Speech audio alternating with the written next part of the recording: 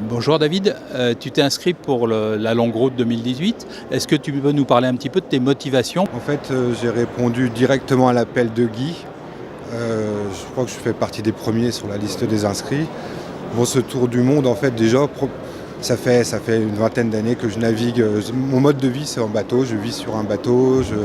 Je me promène entre les Antilles, l'Europe, avec ma compagne. On mène une vie de famille tranquille. C'est notre mode de vie, en définitif. C'est Bernard Moitessier qui nous a tous donné le virus, envie de naviguer librement, et un état d'esprit, et puis envie de naviguer aussi à la longue route. Donc la longue route, elle nous amène à passer du temps et aller dans les mers du Sud. Évidemment, c'est un petit peu la quête, le fantasme de tous les mecs qui se trimballent en bateau, quoi. Quand Guy a lancé l'appel, j'avais déjà acheté le bateau. J'avais un bateau que j'ai acheté en 2012, Toto, c'est mon bateau actuel. C'est un bateau qui est taillé pour les mers du Sud. Donc j'ai trouvé ce bateau avec quand même, en me disant, bon, j'ai 40 balais, c'est encore jouable. À un moment donné, je vais aller traîner dans les mers du Sud. Guy, il a lancé son projet. Ça a tout bousculé, ça a été immédiat, c'est l'occasion ou jamais. Ça collait en plus, ça commémorait Moitessier. Enfin, c'était vraiment une logique dans ce que je fais. Et je me retrouve ici, voilà. Et en plus, j'ai vu que ton bateau, tu l'avais trouvé au Bono. Ouais.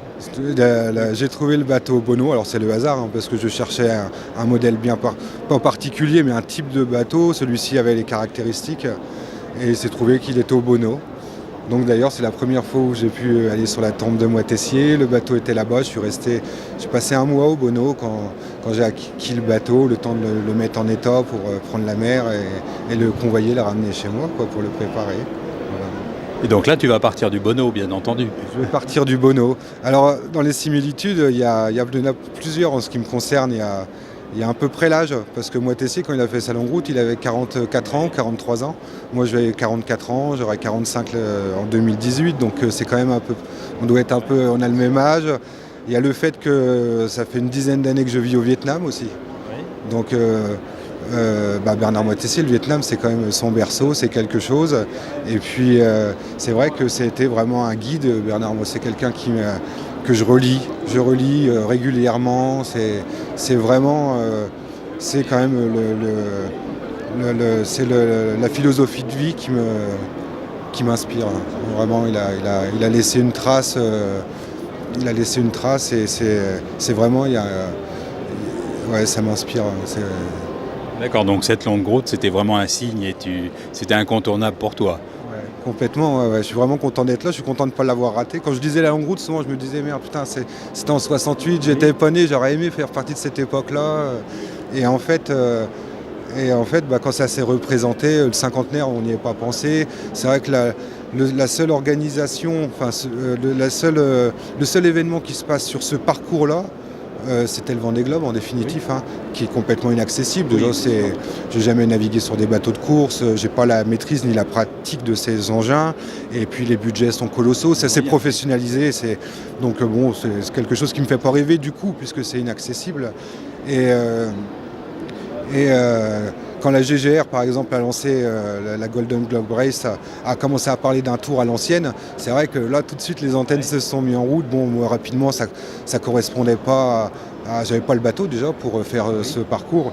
Et de toute façon, en plus, la philosophie l'approche me correspondait pas du tout. Donc, pour les mêmes raisons, justement, ça s'est trop professionnalisé, c'est trop réglé, moi, j'ai besoin de ma liberté, j'ai pas envie de suivre un règlement.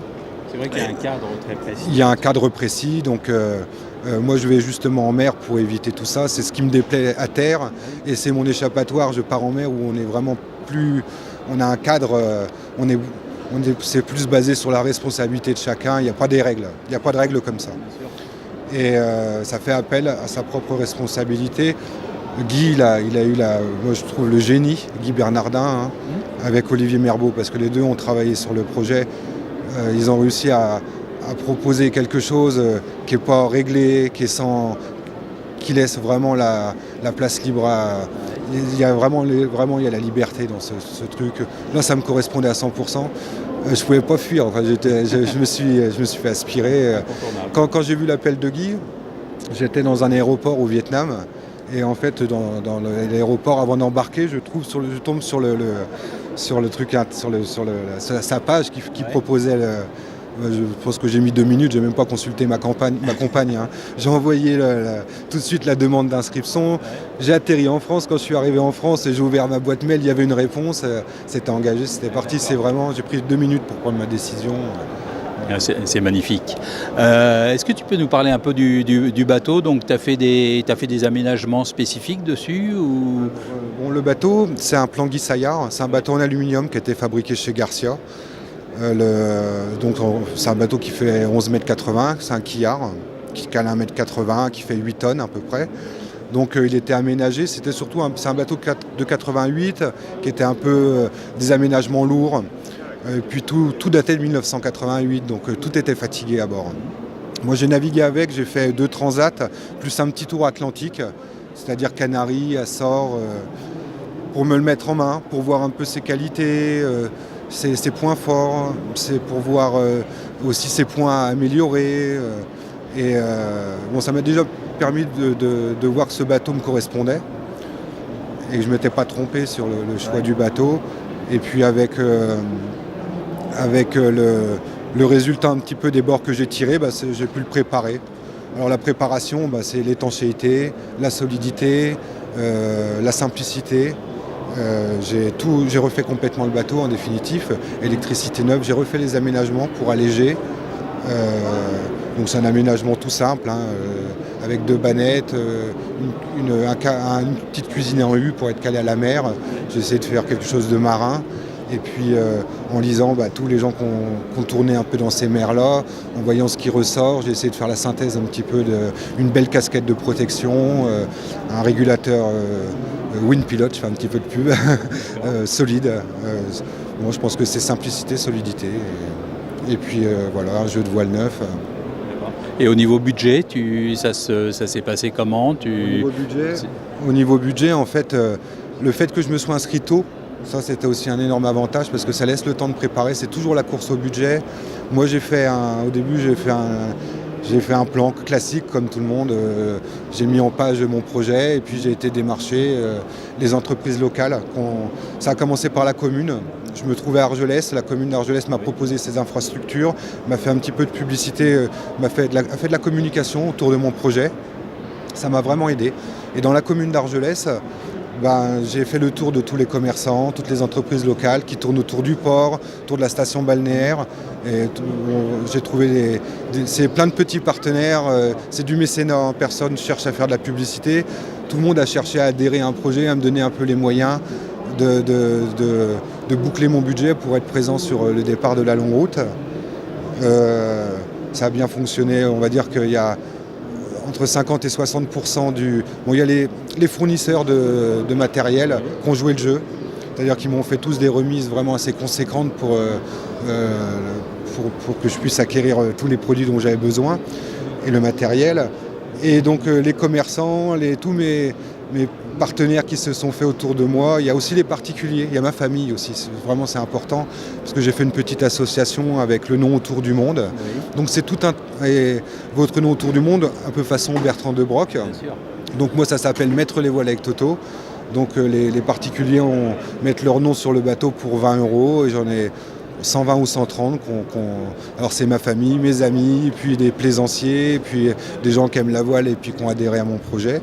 Et il y a une vingtaine de commerces, et plus la commune d'Argelès, et ça m'a bouclé 60-70% du budget. Voilà. Donc c'est intéressant de fédérer une commune comme ça. Je pense que c'est un point de départ. Déjà quand la commune soutient votre projet, ça aide. Déjà ça permet de bénéficier. Moi, la commune d'Argelès a un port, un travelift, a une zone de carénage, une zone technique.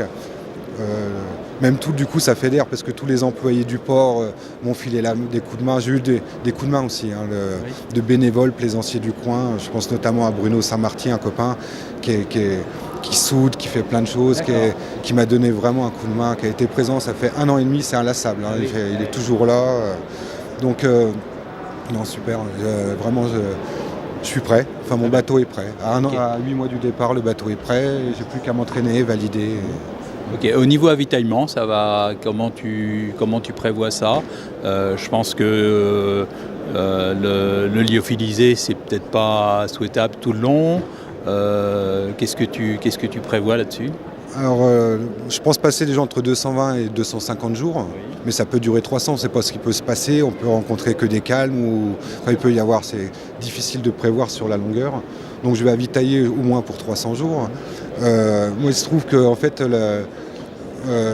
j'ai de l'expérience en solitaire. Et quand on est en solitaire, il faut s'occuper sur un bateau. La cuisine, c'est quelque chose d'important pour moi. Je passe des heures à me préparer des petits plats. C'est comme j'aime bien jouer de la guitare, la lecture, ça fait partie de mes occupations, m'occuper du bateau. Et puis à côté de ça, j'ai des loisirs. La cuisine en fait partie. Il n'y aura pas de lyophilisé à bord de mon bateau. J'aime bien bouffer, j'aime bien me préparer ma bouffe. Donc je vais embarquer du sec, du riz, des pâtes, des conserves, des épices, et puis je vais bidouiller mes trucs. Du sous-vide Un petit peu de sous-vide, aller à la hauteur de 5% pour les jours où je ne serai pas inspiré ou par facilité, quand les conditions seront difficiles. Voilà. D'accord. Et au niveau alimentation en eau, tu as un désalinisateur, j'imagine. Ouais. J'ai un dessal, j'ai un réservoir de 200 litres d'eau. Je vais embarquer des bouteilles aussi d'eau minérale dans les fonds. Et puis j'ai un dessal.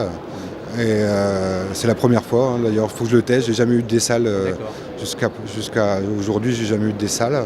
Donc ouais, j'ai un dessal. Normalement, le problème de l'eau est réglé. Et au niveau des déchets, ça se passe comment? Je jette tout en mer. Non, c'est bien, c'est là. Ouais, non. Bon, déjà, je vais faire tout ce qui est biodégradable, partir à la mer, effectivement, les épluchures, tant que j'aurai un peu de frais et que ça. Et puis après, je vais compacter. J'ai libéré puisque pour la longue route, je n'emmène pas de guindeau, pas de mouillage. Enfin, j'aurai un mouillage de secours dans les fonds, mais je libère mes bailles à mouillage devant. J'en ai 2 qui sont étanches, que je peux fermer étanches et. Ça sera stocké, compressé.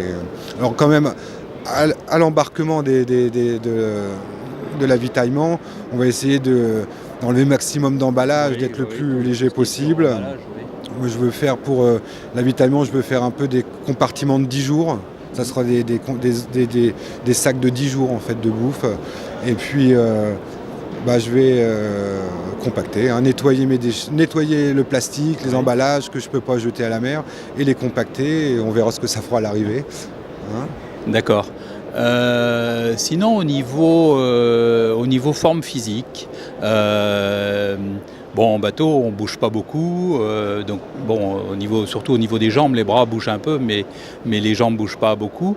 Est-ce que tu prévois quelque chose pour te maintenir en forme? Je vois que Guy Bernardin, par exemple, sur un de ses tours du monde sur le Spray, avait mis un vélo d'appartement dans son bateau.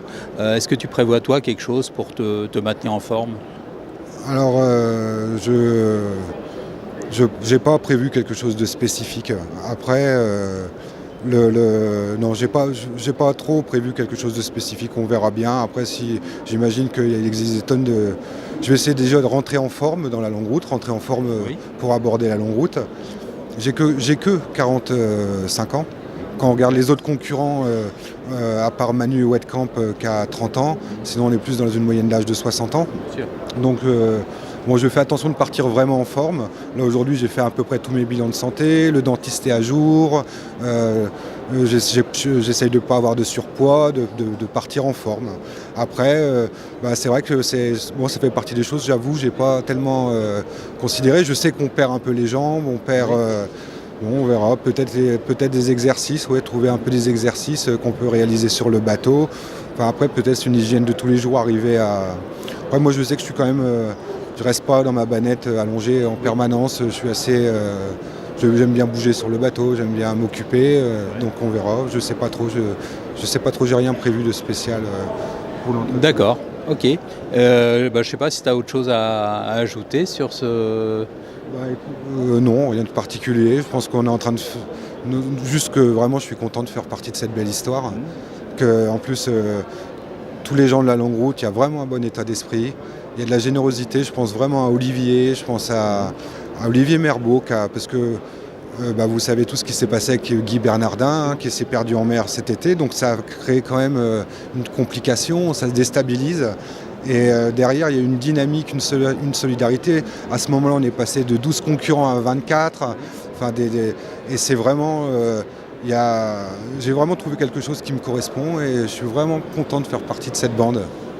D'accord, de toute façon on va te suivre et puis suivre les autres bien entendu tout au long de cette aventure et puis aussi déjà avant l'aventure puisqu'on va je vais essayer de vous rencontrer un petit peu aussi en amont et voilà, puis on va te souhaiter bon vent pour... Merci Bruno, merci. Merci David, au revoir.